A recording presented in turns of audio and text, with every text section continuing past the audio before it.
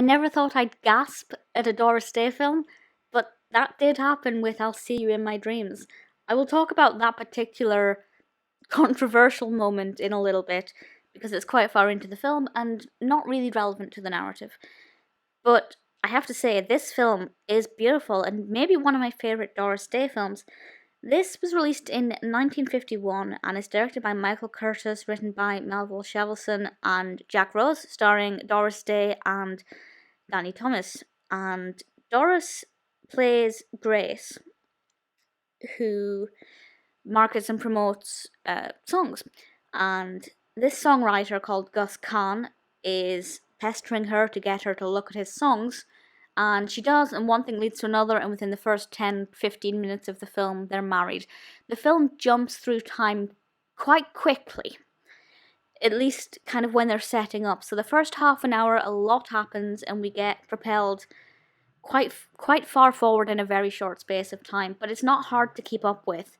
There's a lot to kind of take in, but it's all pretty basic things like a woman getting married to a man and his career, going somewhere. It's portrayed in a very easy to follow way. The rest of the narrative is interesting. It's not the most complex or complicated, which I don't know, part of me thought it would be really intricate with a lot going for it, but actually it's just really beautiful. It's a very beautiful film to watch. And this is a biopic as well, which is, I guess, the most important thing here, and maybe that's why there's not so much of a juicy story. It's very much character driven. Now, I knew nothing about Gus Kahn before watching this. Hand on heart, I hadn't heard of him. I had no idea who he was. And this is told completely through the point of view of his wife, Grace. She is our protagonist. She was actually apparently alive when the film was made.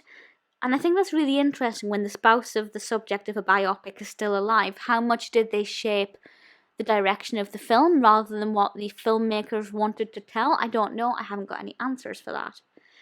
But it's really lovely to just follow Gus's career as, he has hits, he writes some more songs, and some hard times that he faces. I think it would have been a more interesting narrative if I knew more about Gus Kahn as a writer and composer, or songwriter, lyricist. But I still found it really interesting to see kind of the music industry at the beginning of the 20th century, and there were a lot of performances, a lot of singing, an absolutely gorgeous soundtrack. And there's also one very shocking moment, which is not about him. It focuses on his wife, and I don't know if this was taken from an actual event, but Doris Day is blackface. There is a moment where Doris Day blacks up, and she's performing for about 5 minutes, maybe just under, in this costume as this persona. And I was not expecting that. I never thought I'd see the day Doris Day blacked up, because she's the emblem of sweetness and innocence and purity, and it's the juxtaposition is quite uncomfortable. So that was a little shocking. But other than that, the rest of the film's pretty inoffensive. It's nice to hear the new songs. The performance of Tootsie vocally is lovely, Pretty Baby. There are a lot of really great songs in this, and I definitely think it's one you have to watch if you're a Doris Day fan. I'm going to say if you're a Gus Kahn fan, watch it. I do feel like I'm more knowledgeable now about him, but I feel like there were maybe some aspects that the film didn't touch upon.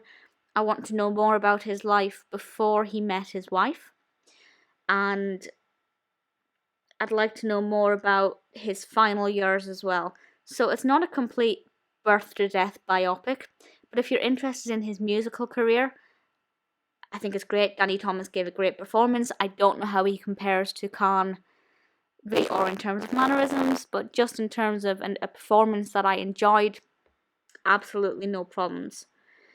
This is a very good film. to watch. I'd love to know if anybody is a fan of Kahn or knows anything particularly interesting about him. Could you comment? Could you say that this is true to narrative, or was it a little bit off? Did they not really hit the nail on the head? I don't know. It seems to be very well received. Normally when I'm reviewing a biopic, I've watched it because I have an interest in that person. So it's a little bit weird to be watching a biopic of somebody I'd never heard of, and I do feel more knowledgeable than I did before. But as I said, there are a few gaps in my knowledge. It was also nominated for the Golden Globe for the Best Motion Picture, Comedy or Musical.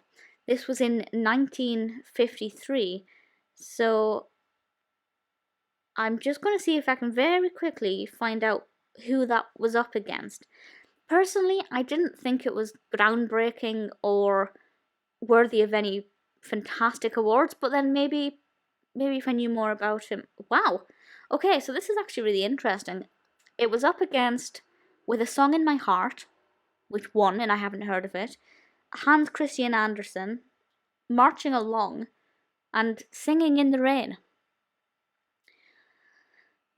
Maybe it's just because we have the benefit of hindsight and can see how a film has blossomed, but I would have thought that Singing in the Rain was a lot more powerful.